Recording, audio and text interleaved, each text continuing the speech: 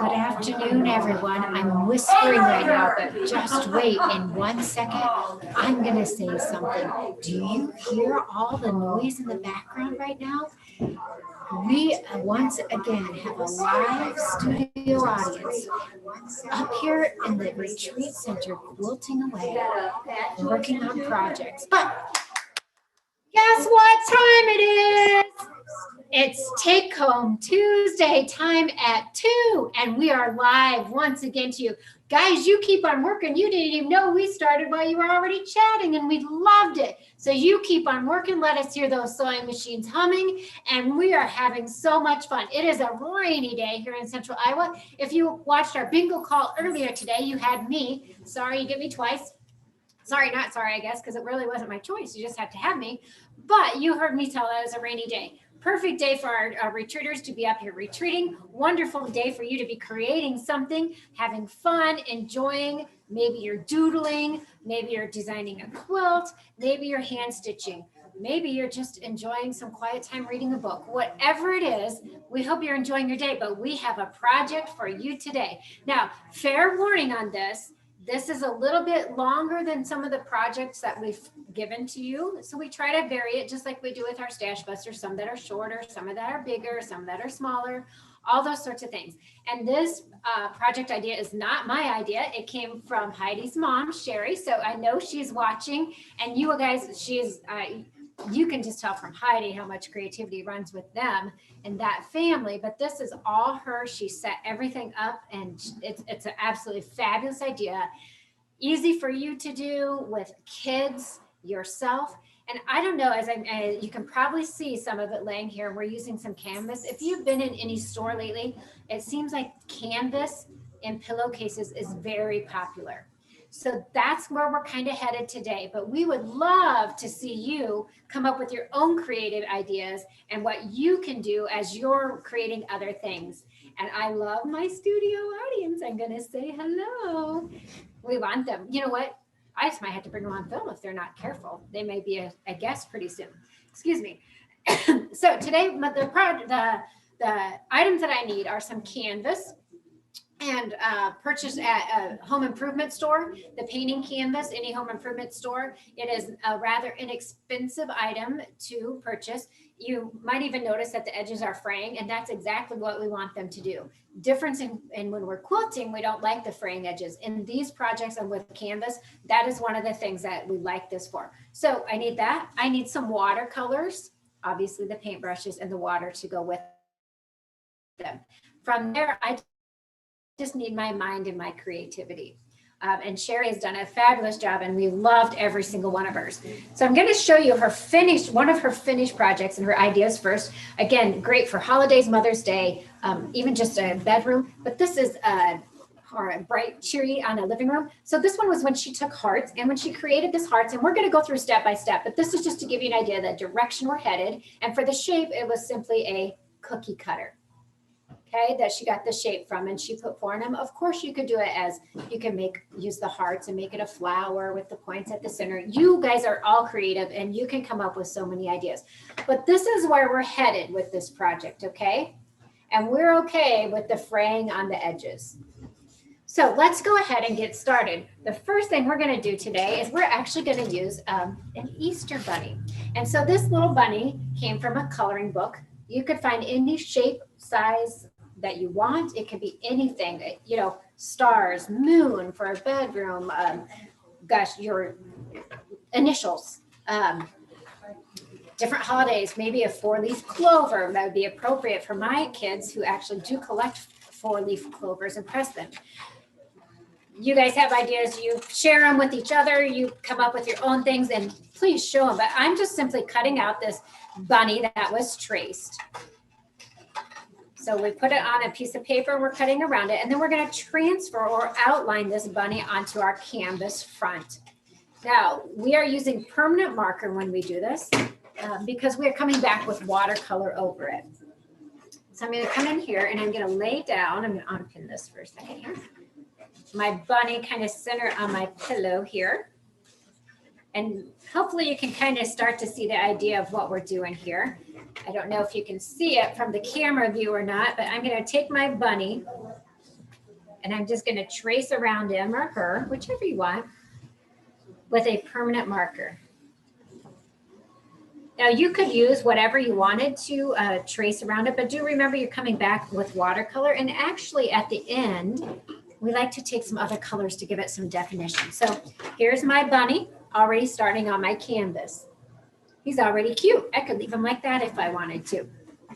Now I'm going to come back and I'm going to, excuse me, I have a tickle my throat. I'm just going to pick, oh.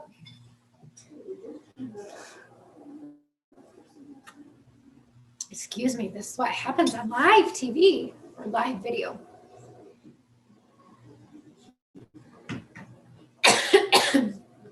I'm getting all choked up about this project. I'm so excited. I'm going to come back and I'm going to put some pink on. And I want to come in and just give my bunny some pink little ears. And of course, the more water you use, the thinner your coloring will be. So you want it to be kind of have some nice coloring to it. And I don't know about you, but as a child, I love to watercolor and get some different things. And of course, this is live TV, live video, whatever you want to call it. So as we're coming in here and doing stuff, we know it may not be the perfect, it may not end up how I really wanted it, but this is more just to give you the idea of what I'm doing. Think tie-dye even as you're going through here. Then you could start tie-dyeing, or you could put blotches on with different paints, different colors. You could even take any white fabric you wanted to and just make it like a big tie-dye type thing. Same thing as this. But I'm just coming back and I'm just painting some of my bunny in. Now, there probably might be a question about what about watercolor on fabric? Is that something that's going to last? Couple things for you to think about. There is what we call a watercolor or a fabric medium you would want clear that you could come back in after you've finished your project and coat over it. And then of course you always want to heat press, whether you or not you use it. I would say as you're going with it, as you're creating, you want to keep in mind what your usage is for this. So if I was creating something I was wearing, watercolor on fabric may not be the best idea to have.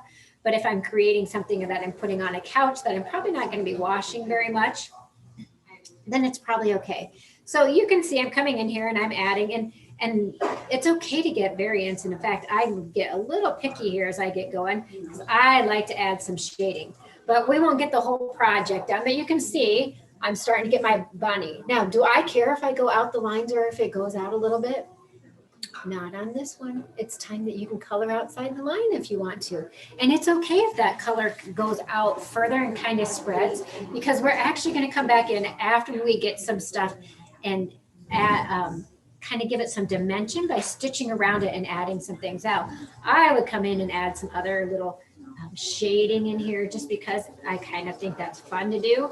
And we can keep going with that, but we're going to keep moving right ahead. So do you get the idea of what we're doing with this? Could be a great project, a lot of fun and super cute. Now, my bunny's getting filled in, but I really think, again, you can stop or start where you want to, but I would think you would want to come back in and add some grass along the bottom. And again, we can just take it and literally start filling in where we want the little grasses to be.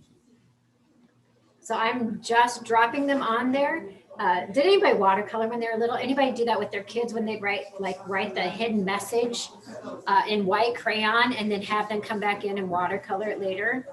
So I'm just coming back in and see, I started to add some little grass at the bottom. Again, this isn't going to be completed today. My masterpiece that you all will want an autographed copy of, I'm sure, will not be completed. But this is, again, just to give you some ideas of things you could do. Oh, I can see people, Heidi, already, couldn't you just see people coming in, putting little flowers in here? Absolutely. Adding some maybe Easter eggs or some different things. So you could start creating all you want. My bunny's on all the way finished, but getting the idea, right? Okay. So when I get done painting whatever it is I want to paint, here's where some more fun comes in. Remember we said, it's okay if you go outside the line on this. It's okay if the water or the colors kind of seep out.